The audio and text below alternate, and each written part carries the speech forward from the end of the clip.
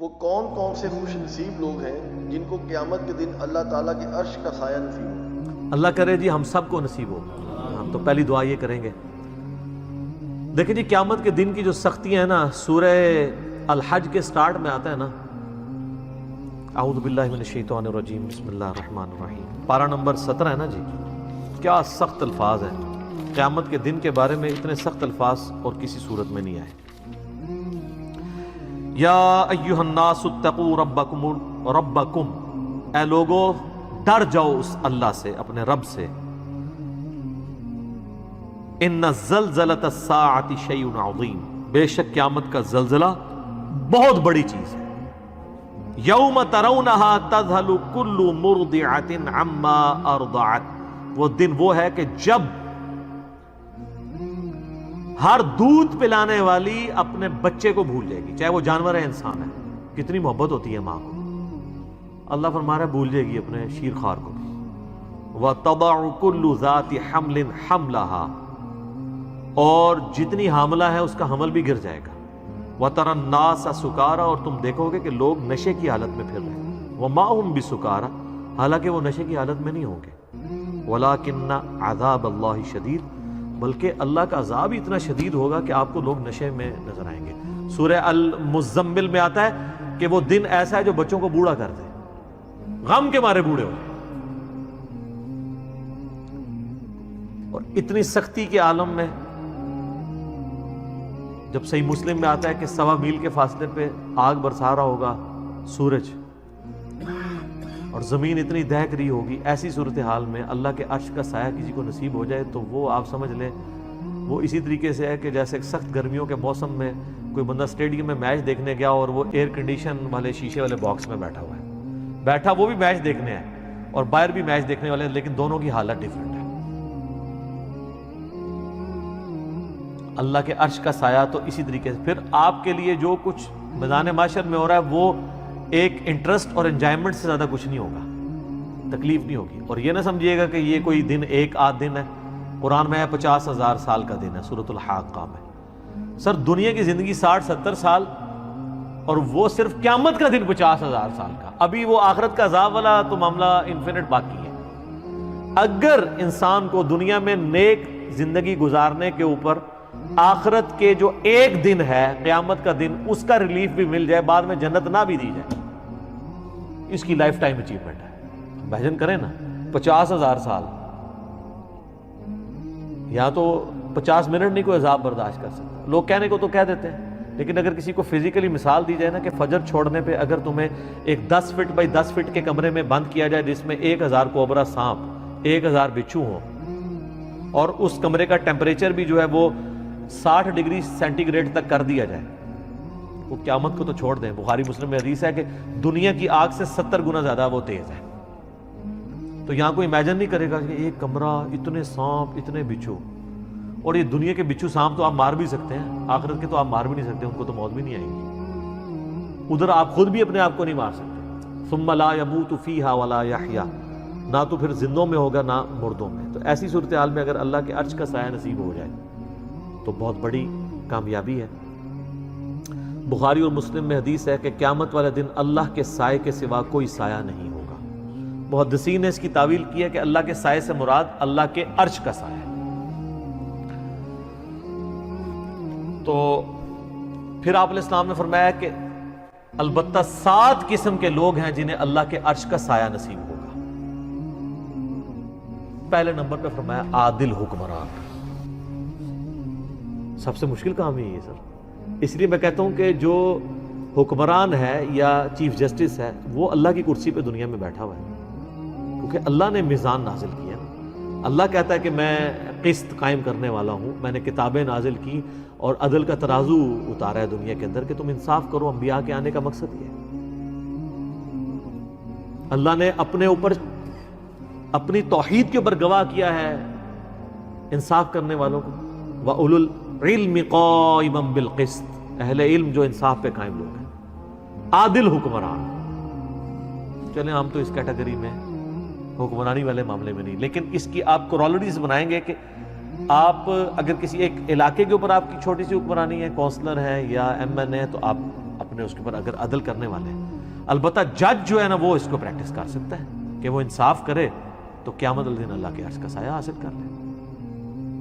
دوسرا فرمایا کہ وہ شخص جس نے جوانی میں عبادت کر لی, توبہ کی روش اختیار کر لی, در جوانی توبہ کردن شیوہ پیغمبری, بڑھاپے میں تو شیر بھی شکار کرنا چھوڑ دیتا ہے, وہ لوگوں کا بچا ہوا شکار کرتا ہے. جوانی کے اندر عبادت کرنا یہ مشکل کام ہے, کیونکہ ماں کہتی ہے میں دودھ نہیں بخشاں گی, باپ کہتا ہے جی تو جوانی جی روگ لا لے, داڑھی رکھ لے, کہتے ہیں روگ لگا لیا. کوئی عورت پردہ شروع کر دے تو اس کو ڈرایا جاتا ہے کہ تجھے رشتہ نہیں ملے گا. اچھا کیا دنیا میں اس طرح تو گزارا کرے گی؟ جوانی میں جو روش اختیار کرے توبہ کی. تیسرا فرمایا کہ ایسا شخص جس کا دل مسجد میں اٹک رہا ہو, ایسا اٹکے کہ وہ یعنی مسجد سے نکلے تو گویا جس کو کہتے ہیں نا مچھلی پانی سے نکل آئی ہے, دوبارہ مسجد میں جانے کی کوشش کرے. وہ تو بخاری مسلم میں حدیث ہے کہ جو شخص نماز کے انتظار میں بیٹھا ہوتا ہے وہ بھی نماز کے اندر شمار ہوتا ہے, حالانکہ بیٹھا انتظار میں. تو مسجد میں جس کا دل اٹک رہا ہو تو اس کو بھی اللہ کے عرش کا سایہ نصیب ہوگا انشاءاللہ. چوتھا وہ شخص جو اکیلے میں بیٹھ کے اللہ کو یاد کرے اور اس کی آنکھوں سے آنسو نکلے, اللہ کے خوف کی وجہ سے, اس کی محبت کی وجہ سے, کسی کے سامنے نہیں. کسی کے سامنے تو ماشاءاللہ آپ دیکھ رہے ہیں کئی علماء ٹی وی پہ آ کے رو رو کے دعائیں کرواتے ہیں. تو اللہ نہ کرے کہ کبھی ایسی نوعیت آئے کہ ہمیں کسی کے سامنے اس طرح رونا پڑے. ہاں ایک یہ ہے کہ بندہ دعا کروا رہا ہے, فی البدی ایک اس کو دقت تاری ہو گئی ہے, لیکن کئی آپ دیکھتے ہیں وہ سٹارٹ جو ہے نا وہ شکل سے بناتے ہیں اور وہ سٹارٹ ہی اس سے لیتے ہیں سیدھا چوتھے گیرج. اور کئی آپ دیکھیں گے کہ ان کے آنسو نہیں نکل رہے, رو رہے ہوتے ہیں, آنسو نہیں نکل رہے ہوتے. وہ اس لیے کہ وہ رو نہیں رہے ہوتے. وہ کہتے ہیں جی وہ بزرگ فرماتے ہیں کہ اگر رونا نہ آئے تو رونے جیسی شکل بنا لو. میرے ایک یوٹیوب پہ کلپ بھی ہے رونے والی شکل بنانا. تو کہتے ہیں اچھا اس کی دلیل وہ دیتے ہیں کہ اچھوں کی شکل بھی اللہ کو اچھی لگتی ہے. اے دلیل ہے جی ہوتی. پھر ان کو وہ ساری باتیں بھول جاتی ہیں کہ آپ نے ریاکاری نہیں کرنی, ایکٹنگ نہیں کرنی, منافقت نہیں کرنی. یہ رونے والی شکل آپ ضرور بنائیں لیکن اکیلے میں بیٹھ کے. پبلک کے سامنے جب آپ رونے والی شکل بنائیں گے اور آپ کو رونا نہیں آ رہا تو آپ کے اوپر منافقت کا فتویٰ لگے گا سیدھا سیدھا. ہم نہیں لگاتے, آپ خود لگا لیں اپنے اوپر. تو چوتھا وہ شخص جو اکیلے میں اللہ کو یاد کرے اور اس کی آنکھوں سے آنسو نکلے. پانچواں وہ شخص کہ جسے کوئی اعلیٰ نسب والی عورت برائی کی طرف مائل کرے اور وہ اللہ کے خوف سے رک جائے اور وہ کہے کہ میں اللہ سے ڈرتا ہوں, میں یہ کام نہیں کروں گا, تو اسے بھی قیامت والے دن اللہ کے عرش کا سایہ نصیب ہوگا. اور چھٹا وہ شخص کہ جو اللہ کی محبت کی وجہ سے کسی کے ساتھ دوستی رکھے. اچھا اس میں بڑے پیارے الفاظ ہیں. وہ جب بھی اس کو ملے اللہ کی محبت کی وجہ سے ملے, اور جب بھی وہ آپس میں اکٹھے ہوں تو اللہ کی محبت پر اکٹھے ہوں, اور جب بھی جدا ہوں اللہ کی محبت پہ جدا ہوں. جس طرح میں سمجھتا ہوں میرے ساتھ جتنے لوگ اٹیچ ہیں, ہم جب کبھی بھی اکٹھے ہوتے ہیں اللہ کے لیے اکٹھے ہو رہے ہوتے ہیں. اس کیٹیگری میں نے تو اللہ کے شکر میں امید کرتا ہوں کہ میں بھی اپنے بھائیوں سے, یہ میرے بھائی جو مجھ سے دوسرے شہروں سے بھی ملنے آتے ہیں نا, وہ فقط اللہ کے لیے ملنے آتے ہیں. تو اس کیٹیگری میں تو ہم فال کر سکتے ہیں بڑی آسانی کے ساتھ کہ جب بھی وہ اکٹھے ہوں تو اللہ کی محبت کی وجہ سے ہوں. ذرا میرے ساتھ کسی کو کوئی منفعت تو نہیں ہے, نہ مجھے کسی سے کچھ چندہ لینا ہے. میرے ساتھ جو لوگ بھی آتے ہیں وہ اس لیے آتے ہیں کہ اللہ کی وجہ سے وہ محبت رکھتے ہیں. تو یہ کیٹیگری آسان ہے جی. انشاءاللہ ہم بھی اپنا ایک کیٹیگری میں ہم فال کر سکتے ہیں بڑی آسانی کے. اس کے علاوہ بھی کر سکتے ہیں محنت کرنے سے. بہرحال میں نہیں کہتا کہ ہم پہ کوئی ایسا امتحان آئے کہ کسی عورت کے فتنے سے ہمیں گزرنا پڑے, ٹھیک ہے. اس کے بغیر ہی جو ہے نا وہ ہم اللہ تعالیٰ اس بغیر حساب و کتاب کی جنت میں داخلہ عطا فرمائے, 70,000 لوگوں میں شامل فرمائے. تو اللہ کے لیے جمع ہو اللہ کی محبت پہ, اور جب جدا ہوں تب بھی اللہ کی محبت پہ. اللہ کی باتیں کرتے ہوئے اکٹھے ہوں, جدا ہوتے وقت بھی اللہ کی محبت پہ جدا ہوں. اچھا یہ واحد وہ بات ہے جس کے اوپر نبی علیہ السلام نے تفصیلی گفتگو کی ہے. یہ 7 لوگوں کو جو عرش کا سایہ نصیب ہونا ہے نا, باقی سب اجمالاً ہے. عادل حکمران, دیٹس اٹ. اس کی کوئی آگے تفصیلات نہیں بیان کی, ٹھیک ہے. اکیلے میں بیٹھ کے روئے, آنسو آ جائیں, کوئی تفصیلات بیان نہیں کی. یہ واحد موقع ہے جہاں آپ علیہ السلام نے ڈیٹیل بات کی کہ جو لوگ اللہ کی محبت پر اکٹھے ہوں، جب بھی ملیں تو اللہ کی محبت پہ اکٹھے ہوں، اور جب جدا ہوں تو اللہ کی محبت پہ۔ وہ تو مسلم شریف میں حدیث ہے نا کہ ایک شخص اللہ کے لیے کسی دوسرے شخص کو ملنے جا رہا تھا تو انسانی شکل میں ایک فرشتہ نازل ہوا۔ اس نے کہا کدھر جا رہے ہو؟ ان کا فلاں شخص کو ملنے۔ کیوں؟ رشتہ دار ہے؟ نہیں۔ اور کوئی منفعت؟ نہیں۔ کیوں؟ اللہ کے لیے، میں صرف اللہ کے لیے اس سے محبت کرتا ہوں۔ تو فرشتہ کہنے لگا مجھے اللہ نے بھیجا ہے کہ اس کو جا کے خوشخبری تمہیں سنا دوں کہ اللہ بھی تم سے محبت کرتا ہے۔ واہ جی، کیا بات ہے! ہمارا اللہ سے محبت کرنا یہ چھوٹی چیز ہے، اللہ کا ہم سے محبت کرنا یہ بڑی چیز ہے۔ ٹھیک ہے، وہ جو مولا علی کے لیے کہتا ہوں نا، وہ جو غزوہ خیبر والی حدیث ہے بخاری مسلم کی، کل اس شخص کے ہاتھ میں جھنڈا دوں گا جو اللہ اور اس کے رسول سے محبت کرتا ہے اور اللہ اور اس کا رسول اس سے محبت کرتا ہے۔ دیکھیں اللہ رسول سے محبت کرنے والے اس وقت بھی اللہ کے فضل سے کروڑوں میں ہیں، لیکن آپ مجھے کسی ایک پہ انگلی رکھ کے کیا گارنٹی سے کہہ سکتے ہیں کہ اس سے اللہ اور اس کا رسول بھی محبت کرتا ہے؟ صرف اس نے ظن نہیں رکھ سکتا، لیکن میں کئی لوگوں کے بارے میں گارنٹی دے سکتا ہوں کہ وہ اللہ اور اس کے رسول سے محبت کرتے ہیں، واقعی کرتے ہیں، چاہے ان کے نفس میں سستی بھی ہو۔ یہ کمال نہیں ہے، کمال یہ کہ ادھر سے بھی محبت آئے، ایک طرف سے نہ محبت چلتی رہے۔ تو 6 بندے ہو گئے تھے، اور 7واں یہ ہے کہ جو دائیں ہاتھ سے صدقہ کرے اور بائیں کو خبر نہ ہو۔ اچھا یہ بھی آسان کام، کوئی مشکل کام، کسی بھی غریب کی مدد کی جائے۔ ابھی یہ جو کورونا کے دن چل رہے ہیں، آپ دیکھیں کئی لوگوں کے کاروبار اجڑ گئے ہیں، ان کے لیے بیسک نیڈز کو میٹ کرنا مشکل ہو گیا، تو آپ اگر ان کے لیے مدد کر سکتے ہیں۔ لیکن یہ ہے کہ اپنے اپنے رشتہ دار، اپنے اپنے جو قریبی محلے دار ہیں، ہر بندے نے اس کو دیکھنا ہے، وہ اس کی ذمہ داری ہے۔ تو اللہ کا شکر ہے، ہم تو اپنے طور پہ جہاں تک ہو سکتا ہے، جو ہمارے اللہ تعالیٰ نے جتنی وسعت دی ہے، کوشش کرتے ہیں، لوگوں کو ترغیب بھی دلاتے ہیں۔ تو یہ 7 کے 7 لوگ جو ہیں، وہ کوئی بھی ان میں سے کسی ایک کیٹیگری میں فال کر گیا تو اسے اللہ کے عرش کا سایہ نصیب ہوگا۔ لیکن اس کے ساتھ یہ لازمی چیز ہے کہ وہ باقی معاملات کو بھی لے کے چلتا ہو۔ یہ نہیں ہے کہ وہ اللہ کی راہ میں صدقہ اور خیرات تو کر رہا ہے، نماز کوئی نہیں پڑھ رہا۔ یہ احادیث میں جتنے فضائل آتے ہیں نا، یہ اس شخص کے لیے ہوتے ہیں جس نے بیسک ڈیٹم لیول اچیو کیا ہوتا ہے۔ مثلا اگر میں آپ کو کہوں کہ آپ پاکستان میں کاروبار شروع کریں گے، اس کے لیے یہ شرائط ہیں، تو یہ انڈرسٹوڈ ہوگا کہ آپ کو جو آئین پاکستان جس چیز کا اختیار دیتا ہے، اس کے اندر اگر آپ فال کر رہے ہیں۔ مثلا میں کہوں کہ ہاں بینک میں اکاؤنٹ کھول سکتے ہیں، اب یہ انڈرسٹوڈ ہے کہ اگر آپ کے پاس پاکستان کا شناختی کارڈ ہے، شناختی کارڈ کے بغیر اکاؤنٹ نہیں کھولتا، ٹھیک ہے، یہ انڈرسٹوڈ ہے۔ اب آپ نہیں کہہ سکتے نہیں میں پاکستان کا شہری ہوں، سب کچھ ہوں، میرا اکاؤنٹ کھولنا چاہیے، نہیں، شناختی کارڈ اس کے لیے شرط ہے۔ اسی طریقے سے نماز شرط ہے مسلمان ہونے کے لیے، قرآن میں آیا نا منیبین الیہ، اللہ کی طرف رجوع لانے والے بنو، وَأَقِیمُوا الصَّلَاةَ، اور نماز کو قائم رکھو، وَلَا تَكُونُوا مِنَ الْمُشْرِكِينَ، اور مشرکوں میں سے نہ ہو جاؤ، یعنی جو نماز نہیں پڑھتا اللہ کے نزدیک وہ کیا ہے؟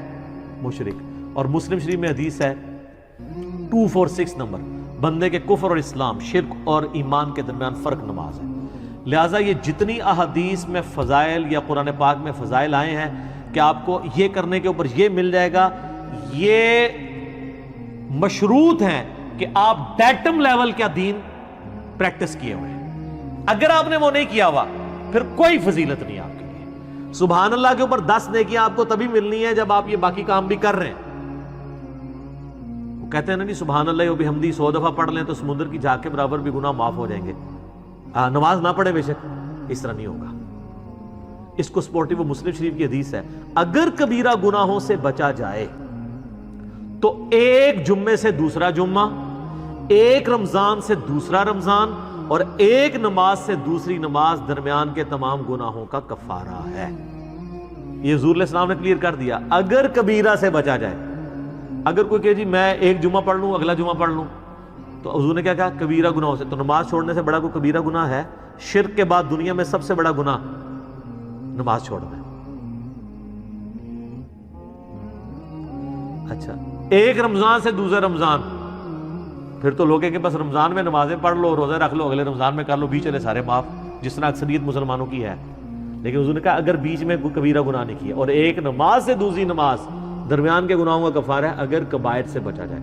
کبیرہ گناہوں کی توبہ جو ہے صرف معافی سے ہوگی، وہ آٹومیٹکلی معاف نہیں ہوتے ہیں نیکیوں کے اگینسٹ، بلکہ وہ توبہ کرنے سے، اپنی اصلاح کرنے سے معاف ہوتے ہیں۔ لہذا جتنے فضائل قرآن و حدیث میں آئے نا کہ آپ کو یہ پڑھنے سے یہ ملے گا، یہ پڑھنے سے یہ ملے گا، یا یہ 7 لوگوں کو اللہ کے عرش کا سایہ ملے گا، یہ سبجیکٹڈ ٹو وہ ساری چیزیں ہیں۔ ورنہ تو یہاں پہ لوگ کتنے دسترخوان چلا رہے ہیں اور وہی سمجھ رہے ہیں کہ ہم کچھ بھی نہ کریں، بے شک حرام کے مال سے دسترخوان چلا رہے ہیں تو ہمیں اللہ تبارک و تعالیٰ قیامت الدین اللہ کے عرش کا سایہ دے دے گا۔ نہیں۔ یا ایک بندہ کہتا ہے میں اکیلے میں بیٹھ کے اللہ کو یاد کیا اور رو دیا، پھر سال بعد جو ہے وہ ایک عید کی نماز پڑھ لی تو مجھے اللہ کے عرش کا سایہ مل جائے گا؟ نہیں، یہ تب ملے گا جب آپ نے وہ بیسکس ساری اچیو کی ہوں گی، اور یہ انڈرسٹوڈ ہوتا ہے۔ اس سے بڑی کیا انڈرسٹوڈ چیز ہو کہ بخاری اور مسلم میں جو کتاب الایمان چیپٹر ہے، دونوں میں حدیث ہے کہ اسلام کی بنیاد 5 چیزوں پہ ہے۔ آپ مجھے بتائیں، آپ کہتے ہیں کہ میں نے ایک بلڈنگ کھڑی کی لیکن اس کی بنیاد کو، ایک بلڈنگ 5 ستونوں کے اوپر کھڑی ہو، آپ کو یہ سمجھنا آسان ہوگا جس طرح آپ یہ ہاؤسنگ سکیمز میں یا بیریئر ٹاؤن میں یا ڈیفنس ہاؤسنگ سکیم میں چلے جائیں تو آپ دیکھتے ہیں بڑی بڑی ٹینکیاں ہوتی ہیں، ٹھیک ہے نا۔ پرانی جو تھی نا ان کے نیچے وہ 4-4 5-5 ستون ہوتے تھے، اب تو ایک پورا ایک پلر بنایا ہوتا ہے نا۔ آپ وہ 5 ستونوں والی ایک ٹینکی ہے، آپ اس کا ایک ستون گرائیں، ویسے تو 1 کے 2 گرانے سے ہی وہ نیچے آ جائے گی، 5 کے 5 ستون آپ اس کے گرا دیں تو ٹینکی آگی نیچے دھڑام سے سب کچھ ختم۔ اب آپ یہ نہیں کہہ سکتے ٹینکی میں تو اتنی محنت سے پانی جمع کیا تھا ہم نے، اتنی دیر موٹر چلی تھی، اتنے ہارس پاور کی، اتنی بجلی خرچ کی تھی، وہ سارا پانی ضائع گیا، تو سر ہو گیا جو سامنے دیکھ لو ضائع ہوا ہے جی۔ اب آ جائیں آپ اسلام میں، ایک بندے نے تسبیحیں پھیری، صدقہ اور خیرات کیا، سب کچھ کیا، لیکن اس نے وہ 5 کے 5 ستون گرا دیے، اور سر یہ وہ ستون ہے کہ ایک گرنے سے بھی عمارت نیچے آ جاتی ہے، ایک کے اوپر بھی کمپرومائز نہیں ہے، یہاں 100/100 آپ کو نمبر لینے ہیں۔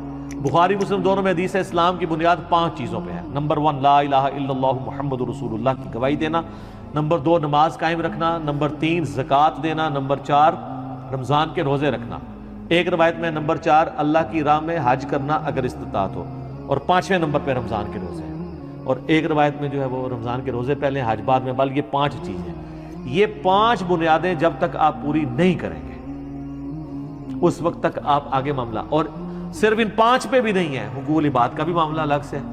قرآن میں جو آیت ہے سورہ نساء میں، جو لوگ یتیموں کا مال ناحق ہڑپ کرتے ہیں اپنے پیٹوں میں دوزخ کی آگ بھر رہے ہیں۔ اب یہ نہیں ہوگا کہ وہ حاجی نمازی ہے تو حرام مال کھانے سے پیٹ میں دوزخ کی آگ نہیں جائے گی، چونکہ اس نے وہ جو ہے وہ 7 عرش کے نیچے اعمال کرنے والوں میں سے ایک عمل اس نے کر لیا ہے، سر وہ 7 کے 7 کر لے۔ دین ٹوٹل پیکج کا نام ہے، یہ پک اینڈ چوز نہیں ہے۔ اور ڈاکٹر سراج صاحب اکثر کہا کرتے تھے نا کہ یہ ٹوٹل پیکج ہے، آپ نے اپنی مرضی کا دین نہیں لینا، ٹھیک ہے۔ تو وہ تو خیر بڑے سخت جملے بولا کرتے تھے کہ یار لینا ہے تو پورا لو، نہیں تو دفع ہو جاؤ، وہ یہ لفظ بولا کرتے تھے۔ اللہ کو تمہاری کوئی ضرورت نہیں ہے، ویسے ہے یہی ہے، دفع ہو جاؤ والی بات ہے۔ اس کو سپورٹنگ وہ چیز ہے ادخلوا فی السلم کافہ، اے اہل ایمان پورے کے پورے اسلام میں داخل ہو۔ بلکہ اللہ نے تو منافقین کی روش یہ کہی ہے کہ جب حالات سازگار ہوتے ہیں تو وہ تمہارے ساتھ چلتے ہیں، اور جب برے حالات ہوتے ہیں پیچھے ہٹ جاتے ہیں۔ سورہ الحج میں ہی آیا ہے کہ بعض لوگ ہیں وہ دین میں کنارے کنارے پہ چلنے جاتے ہیں کہ سب کچھ ہیپی ہیپی چلتا ہوں، جیسے ہی ذرا تکلیف ہو پیچھے ہو کے بیٹھ جاتے ہیں، کیونکہ تکلیف کے ساتھ معاملات کو لے کے چلنا بہت آسان ہے، جیسے ہی مشکل وقت یہ تکلیف کے ساتھ معاملات کو لے کے چلنا بہت مشکل کام ہے، سوائے ان لوگوں کے لیے جن کو اللہ تعالیٰ توفیق دیتے ہیں۔ اس لیے میں کہتا ہوں اے سی والے کمروں میں، اے سی والی مسجد میں بیٹھ کے زہد و ورا کی باتیں کرنا، اور صحابہ کرام کے جناب وہ یرموک اور قادسیہ کے واقعات سنانا کہ جی وہ اتنے ان کو زخم آئے اور یہ ہوا، کیونکہ مجھے تو کوئی زخم نہیں آ رہا، مجھے تو مچھر بھی نہیں کاٹے گا، میں نے تو وہ الیکٹرک وہ لگایا ہوا ہے ادھر مچھر مارنے والا، اور اس سے پہلے اسپرے بھی کروایا ہوا ہے، تو میں ادھر بے شک کہتا رہوں، ٹھیک ہے، یہاں بیٹھ کے میں قادسیہ یرموک لڑتا رہوں، کوئی مسئلہ نہیں۔ کاش میں دور پیمبر اٹھایا جاتا بخدا قدموں میں سرکار